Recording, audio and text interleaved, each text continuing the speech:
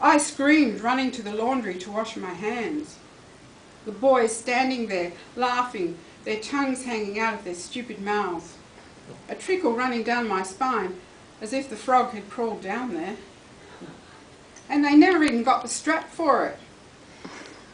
I have a vigil now, rescuing little creatures dropped at my door. Geckos, skinks, and more often in summer, brown and green frogs from a neighbour's bore. The fear of frogs has left me for good. The way a snake sheds its skin, the remains shrinking beyond all trace from its younger, vigorous life. Okay, so that's enough of that.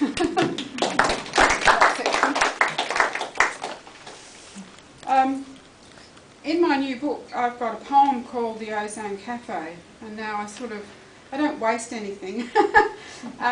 It's just a very short poem, and I thought there was, it was a cafe that I grew up with, and it was there on the Esplanade at the beach, and eventually they knocked it down. And so I thought I'd really like to write the story. There's nothing on the Ozone Cafe, not unless I sort of go back to New South Wales, that's where I'm from, and research the oral history about it. But I thought I would write a novel called The Ozone Cafe and flesh out the whole story of its uncompromising fate. And throughout the plot, what I'm doing every now and again, I'm writing about the corruption in the local shire, which I know that is a fact in my own hometown, but I've had to change all the names to protect the innocent, I guess, and I don't want any libel suit. But these poems, I've got a few in here written on Rottnest Island, and I love going over there because it's such an inspirational place. Better than Marangaroo, where I live, it's just the burbs.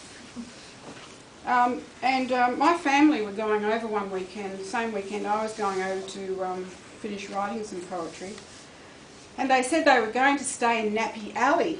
And I'd never heard that expression. I've never heard of, that particular. It's a section on Rottnest Island in Thompson Bay, where all the young families and all the screaming babies. You probably want to go there, Deanne. And so I thought at the time, what a great title for a poem. So this is how it came out. Nappy Alley for Elizabeth. The extended family is here with the mainland behind us. I have given myself 3 days' rest to look at the moon, osprey in a laundry wash of waves, young terns snuffling into weed and heath. Anna, my daughter-in-law's sister, has a little colony of her own. 2 toddlers, a 3rd child born in spring. Downy hair, floppy hat, distinctive cry. At Kingston, I keep my plans of birds fastened to my bike. Camera landscape for cerulean, footprints in rock face. This is a moment of discovery, quietude. I would repeat the words birds and poetry should the family spring from restaurant or beach. Their bungalow, Nappy Alley, trikes in the courtyard, babies in prams, restless in the rocking. On the beach, in a pandemonium of gulls, boys and girls dart through strangers. 6 King George whiting, the couple about to proclaim more. Now the waters swell with images.